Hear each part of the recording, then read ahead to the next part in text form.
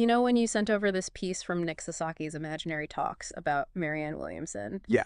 I gotta admit, my first thought was love in global politics. Like, good luck with that. Yeah. But then as I kind of dug into it, Yeah. these imagined conversations he has with all these world leaders and stuff really got me thinking. Yeah. And I don't know, it's... What's so fascinating about her argument is that she doesn't shy away from the tough stuff. Right. You know, she's not suggesting we all hold hands and, you know, sing Kumbaya while the world burns. Yeah. She's really targeting the very foundation of how we approach leadership. Yeah, you're right. She goes straight for this idea that fear-based leadership, which we see all the time, is maybe the thing that's holding us back. Yeah, and it makes sense. Yeah. If you think about it. Yeah. It's about recognizing that if we're constantly operating from this place of fear, it leads to these short-sighted decisions that often divide people instead of uniting them. Right. And then he brings in all these voices to either back that up or challenge it. Yeah. Like Kamala Harris, for example. Yeah. She talks about how leadership requires tough choices. Sure.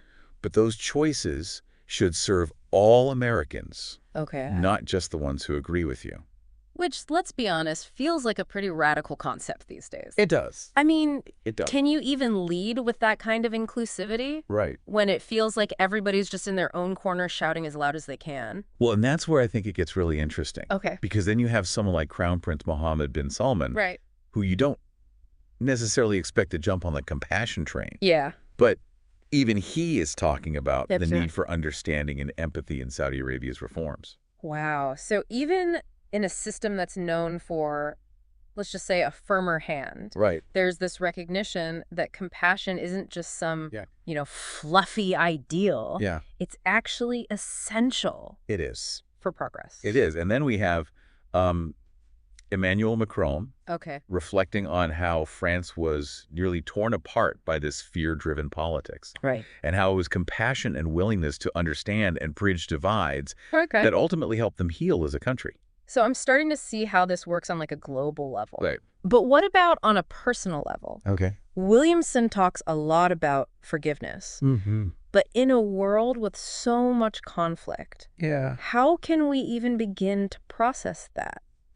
And this is where she makes a really crucial distinction. Okay. She's not saying we should forget or excuse harm. Okay. Forgiveness for her is about breaking free from that cycle of resentment and anger that keeps us stuck in the past.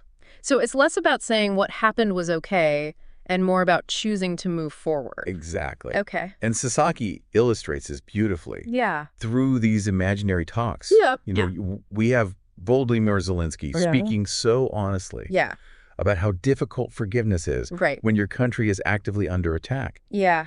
I can't imagine. I can't imagine. Anyone would blame him for feeling that way. Of course not. Right. But then, and this really surprised me. Okay. We hear from Vladimir Putin. Okay. Who actually says that both sides of a conflict need to acknowledge past grievances. Wow. If there's going to be any hope of peace. I mean, it's not every day you see Putin advocating for anything. I know. Remotely close to empathy. I know. So, which I think just highlights how complex that idea of forgiveness is. Right. And then he brings in Turkey's perspective. Okay. From Recep Tayyip Erdoğan. Okay. And, you know, they're known for mediating these really difficult conflicts. Right. And he frames forgiveness as an act of strength. Interesting. Not weakness. So maybe there's something to this whole forgiveness thing. Yeah. But let's get real for a second. What about the environment? Because it always feels like we're told it's either the economy or the planet. Like, those are our two options. Yeah. Is there really no way to have both? And this is where her idea of interconnectedness, I think, is so important. Okay. She's saying that sustainability is impossible. Okay. If we don't acknowledge that we are all sharing this one planet. Right. And that requires global cooperation. Right. On a scale that we haven't really seen before. Right. But easier said than done. Right. When every country is worried about their own economic interests. And that's exactly the point that Donald Trump raises. Okay. He's all about putting America first. Right.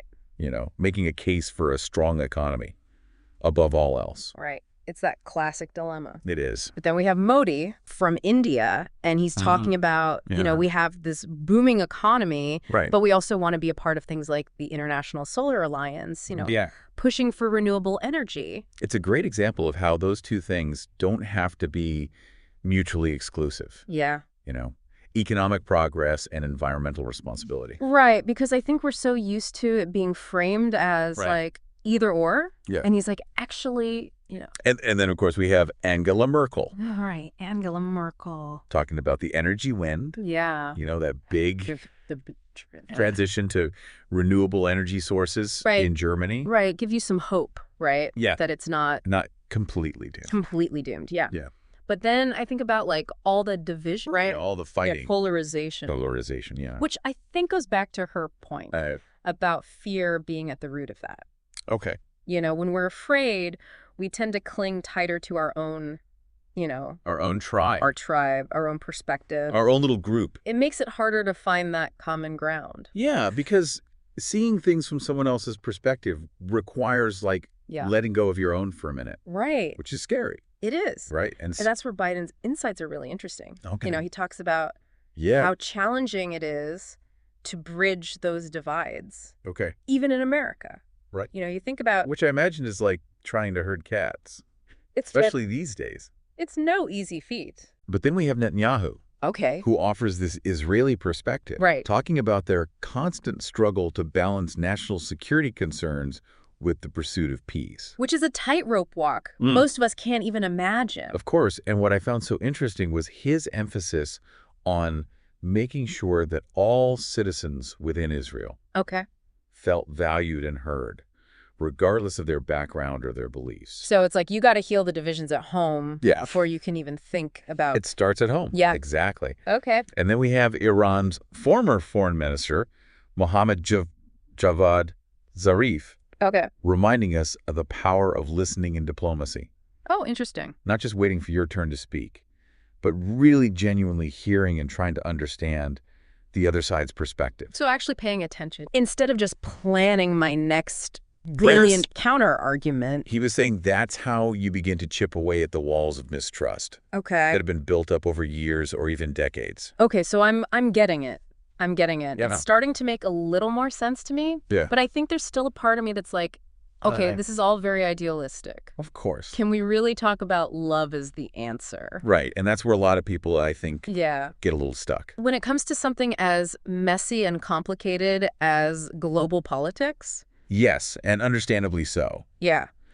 But I think this is where she makes a really important distinction. Okay. She's not talking about love as this sentimental, Hallmark Channel, rose-colored glasses kind of emotion. Right. She's talking about something far deeper and more powerful than that. So what does she mean by love then?